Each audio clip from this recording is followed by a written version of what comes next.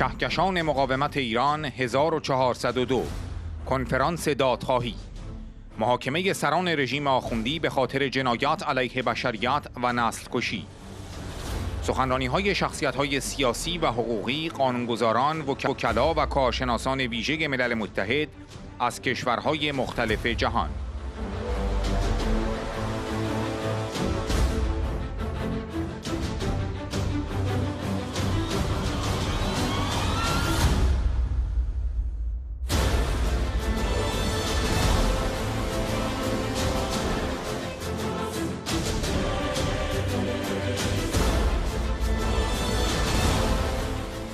سخنرانی‌های استانیسلاو پاولوشی، وزیر دادگستری مولداوی 2019، ژیلبر میتران رئیس فرانس لیبرته، بنیاد دانیل میتران.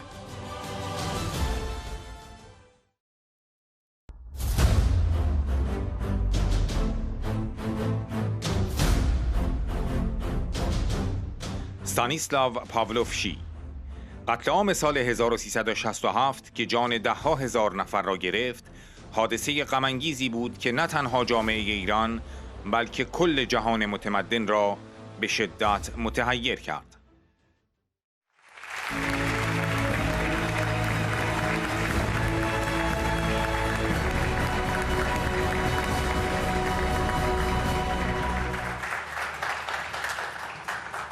Dear Mrs. President, dear friends, colleagues, it's my honor to be here today together with you.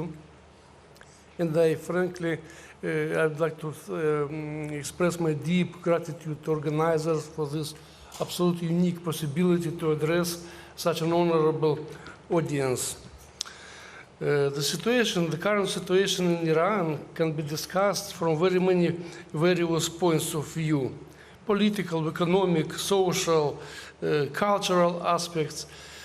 But being a lawyer with a very lengthy experience, over 40 years experience, and being a judge of the European Court of Human Rights, of course it is closer to me to discuss legal issues. The massacre of 1988, which claimed the lives of tens of thousands of people, was a tragic event that deeply shocked not only Iranian society, but the entire civilized world. I bow my head in memory of the victims and express my deepest condolences and sympathy to their loved ones and relatives, to those who have been seeking justice for decades. It is known, justice delayed is justice denied, and the time for justice has come. Such tragic events should have no place in the world based on the principles of humanity, where human life and dignity are absolute values protected by all jurisdictions, and the world should do everything to guarantee that they will never happen again. The problem of immunity of those allegedly involved in the mass killing of people remains very serious. There is a clear need for an international, independent, and effective investigation into all alleged extrajudicial executions. The United Nations are trying to take some steps in this direction. Without such an investigation, it would be simply impossible to establish the truth.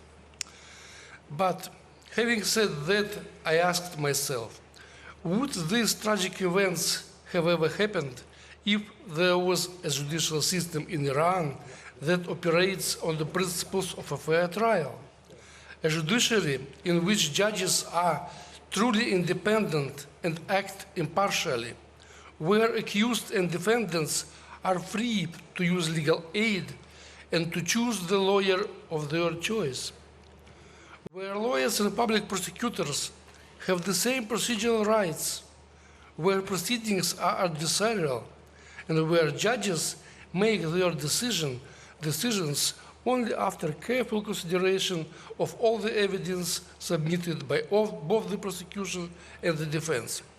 Of course, such tragic events would have never happened. Yes, no legal system is completely immune to error. But the risk of conviction of innocent people in a fair trial is much lower than in a legal system that goes against the basic principles of modern justice, especially when it comes to the death penalty. It is possible to repair judicial errors when, for instance, a person is sentenced to imprisonment.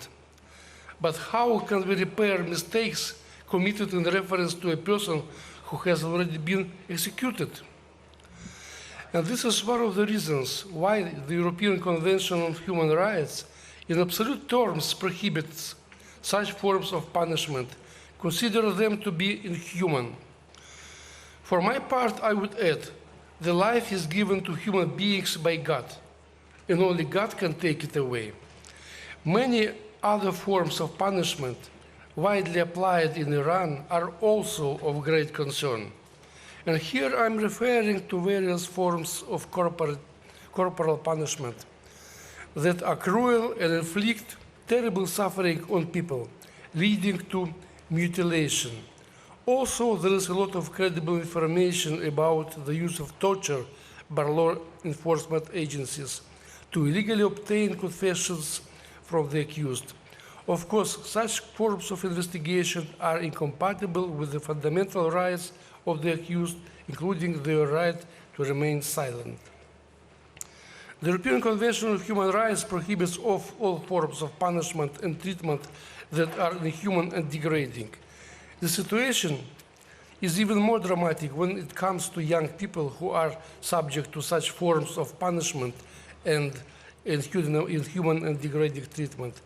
The future belongs to the youth, and killing young people means killing the future. Iranians are one of the oldest nations, if not the oldest one in the world. Their history exceeds 5,000 years. They have a very rich culture and very rich national traditions. But the question remains whether in conditions of modern life, it is in the best interests of people to continue to apply and be subject to inhuman and degrading forms of punishment and treatment which were applied hundreds and thousands of years ago. My answer is definitely no. Do Iranian people deserve to enjoy the benefits of modern legal principles and systems? Will these changes of a structural nature prevent such tragic events as the 1988 massacre from happening again in the future? My answer is definitely yes. So, you, dear friends, have a lot of problems in front of us to solve. I wish you all the very best in your endeavors, and may God help you. Thank you.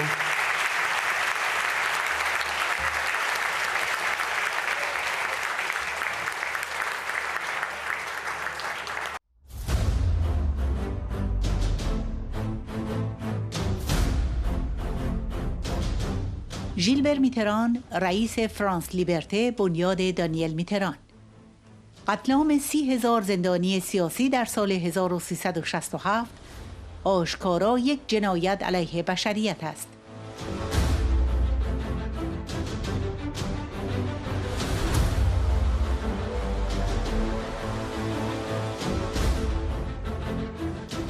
در 4 دهه گذشته مقامات رژیم ایران مرتکب جنایت علیه بشریت و حتی جنایاتی شده‌اند که بار نسل کشی دارند. از جمله مقامات ارشد کنونی رژیم ایران همچون ابراهیم رئیسی که شخصاً در هیئت مرگ در تهران در سال 67 حضور داشت.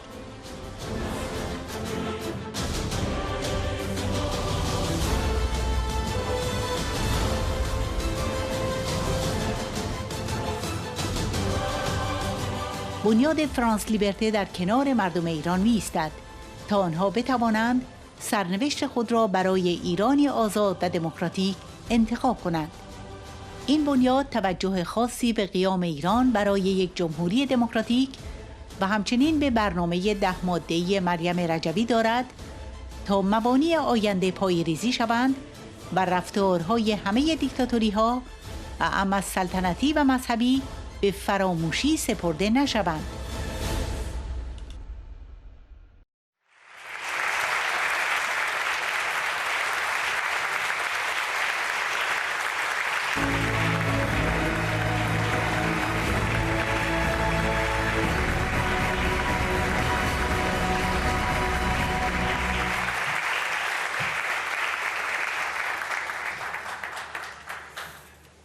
Chère Mariam Radjavi, chère présidente et chers amis, vous tous, je voudrais d'abord féliciter le Conseil national de la résistance iranienne pour l'organisation, dans des conditions très particulières que l'on sait, de cette édition 2023 du rassemblement du sommet mondial pour un Iran libre.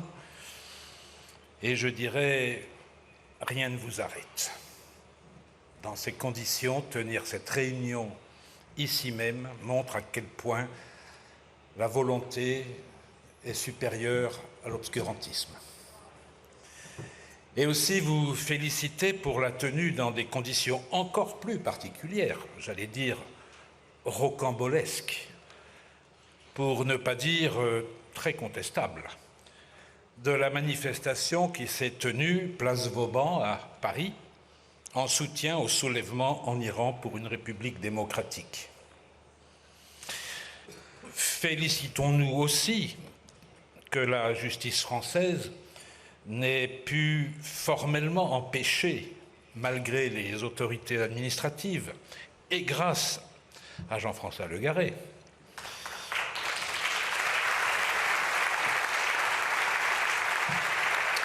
qu'il n'ait pu empêcher que la parole et le droit de rassemblement soient au rendez-vous au nom des droits de l'homme et du respect des conventions internationales. Les droits de l'homme et conventions internationales pour demander justice, pour exiger la vérité et pour demander des comptes aux autorités iraniennes coupables d'exactions, de crimes et de crimes contre l'humanité envers le peuple iranien. C'est au nom de ces mêmes droits de l'homme et du respect des conventions internationales que la Fondation France Liberté, Daniel Mitterrand, chère Mariam, a entamé un long chemin de combat, de soutien au peuple iranien et d'amitié à vos côtés. Je pense aux exilés réfugiés du camp d'Ashraf I en Irak, pourtant sous protection du HCR, systématiquement victimes de raids et de roquettes iraniennes, à leur déplacement à Liberty, toujours en Irak, et toujours victimes d'exactions des escadrons des mollahs, multipliant ainsi les morts et les blessés. C'est encore au nom des droits de l'homme et des conventions internationales que la Fondation France Liberté a été auprès de vous, lorsque, ici même, à Auvers-sur-Oise, votre droit d'asile accordé par la France dès 1981 a été menacé sur l'injonction des autorités iraniennes, sur l'autel du chantage aux intérêts commerciaux, quand ce n'est pas maintenant sur l'autel du chantage aux otages que l'Iran pratique régulièrement et systématiquement. C'est au nom des droits de l'homme que se mène ce long combat pour la justice et la vérité devant les instances internationales à propos du massacre des 30 000 prisonniers politiques de 1988, à l'évidence, crime contre l'humanité. Faut-il encore le reconnaître? C'est à ce titre que la Fondation France Liberté, ayant statut consultatif à l'ONU, est fière de partager avec vous son temps de parole, son petit temps de parole, lors de Side Event au Conseil des droits de l'homme à Genève. C'est au cours de ces 4 dernières décennies, 40 ans, c'est long, les autorités iraniennes ont perpétré des crimes contre l'humanité et des crimes assimilables même à un génocide. Les hauts responsables actuels au pouvoir en Iran ont été directement impliqués dans ces crimes contre l'humanité. Ebrahim Raïssi a personnellement siégé, vous le savez tous, à la commission de la mort de Téhéran en 1988, à avoir un rapporteur spécial des Nations Unies sur la situation des droits de l'homme en République islamique d'Iran, Jaïd Rehman, qui a déclaré lors d'une session spéciale du Conseil des droits de l'homme, très récemment, c'était en novembre 2022, que l'impunité structurelle prévaut en République islamique d'Iran, alimentant des schémas généralisés d'exécutions illégales, de disparitions forcées, de tortures et d'autres violations graves des droits humains et méritant une réponse énergique de la part de la communauté internationale. Nous voulons concrétiser, nous sommes là pour demander la concrétisation des procédures engagées devant l'ONU sur les massacres de 1988 et les autres crimes commis par ces autorités iraniennes en 2009, en 2017, en 2020, en 2022, en 2023, aujourd'hui, tous les jours. Ce ne serait pas juste de ne demander des comptes que pour 1988, mais commençons au moins par cela. Ce serait non seulement un acte de justice, mais ce serait surtout un acte de fermeté très opportun de la part des démocraties et de l'ONU. C'est au nom des droits de l'homme que la Fondation France Liberté est aux côtés du peuple iranien pour qu'il ait le choix de son destin pour un Iran libre et démocratique. Et c'est pourquoi la Fondation est attentive au soulèvement en Iran pour une république démocratique, ainsi qu'au plan en 10 points de Mariam Rajavi, présidente élue du CNRI, pour la période de transition, afin d'imaginer les fondements d'un avenir, sans oublier les errements de toutes les dictatures, qu'elles soient monarchiques ou religieuses. C'est l'affaire des Iraniens. Mais pour les soutenir dans leur combat, la société civile internationale, les organisations non gouvernementales demandent aux États, à l'Europe, de prendre leurs responsabilités sans trembler devant les dictatures. Le peuple iranien, lui, est déterminé. Il se protège, il se sacrifie, mais il ne tremble pas. Et il vaincra. Et parce qu'il vaincra, nous vaincrons, nous, les démocraties, dans un monde qui ne peut céder la place aux dictatures, quelles qu'elles soient. Merci à vous tous et bravo.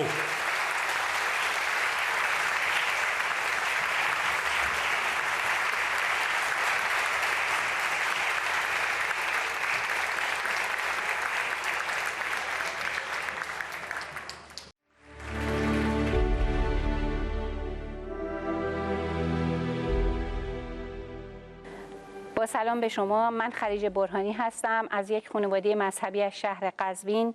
پدرم سید ابوالقاسم برهانی از روحانیون معروف شهر قزوین بود. اون امام جماعت مسجد جامع شهر قزوین، از مسجد مهم و اصلی شهر قزوین بود. خانواده ما از زمان شاه سیاسی بودن و ضد رژیم شاه بودن و به خاطر همین از محبوبیت خاصی به طور خاص پدرم در بین مردم برخوردار بود. خمینی فتوا داد که پدرم از امام جماعتی مسجد جامع شهر برداشته بشه، ولی 100,000 نفر از مردم با امضای توماری مانع این کار شدن. پدر من در سال 82 برای دیدن من به اشرف یک در عراق اومد.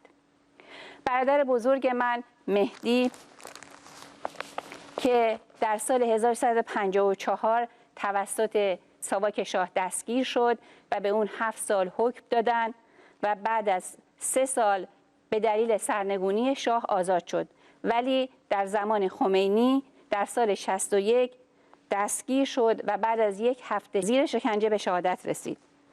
برادرم علی در سال 60 در مرداد 60 دستگیر شد و بعد از 20 روز در سحرگاه 18 شهریور تیرباران شد. قبل از اعدام اونو شکنجه کردن و بدنش رو با سیگار سوزوندن و برایش اعدام مصنوعی ایجاد کردن. برادرم حسین در قتل عام 67 در گوهردشت کرج اعدام شد. اون در هنگام دستگیری 17 سالش بود. برادرم احمد در قتل عام 67 در اوین شهید شد. اعدامش کردن. برادرم حسن و مفید در توسط سپاه پاسداران به شهادت رسید. حسن در هنگام دستگیری 15 سالش بود. خود منم 12 سالم بود که توسط پاسدارا دستگیر شدم و 8 ماه بدون هیچ گونه محاکمه‌ای در زندان‌های مختلف قزوین نگهم داشتن. بعد از تلاش‌های پی در پی پدر و مادرم با گذاشتن پول کلانی منو آزاد کردند، ولی با شرط و شروط زیاد. با این شرط که روزانه برم خودم رو معرفی کنم و اینکه از شهر قزوین نمیتونم خارج بشم و همچنین از مدرسه ادامه درس تحصیل محرومم کردن. پدر و مادر من به دلیل فشارهایی که روشون بود، چه از طرف رژیم از جانب شهادت 6 فرزندشون و چه از طرف رژیم که شکنجه های روحی و روانی بهشون وارد کرده بودن و دستگیرشون کرده بودن، سکته کردن و فوت کردن. من برای اینکه بخوام ادامه راه برادرام و پدر و مادرم رو ادامه بدم و همچنین برای آزادی مردمم بجنگم، به طریق غیر رسمی تونستم از کشور خارج شده و به مجاهدین بپیوندم.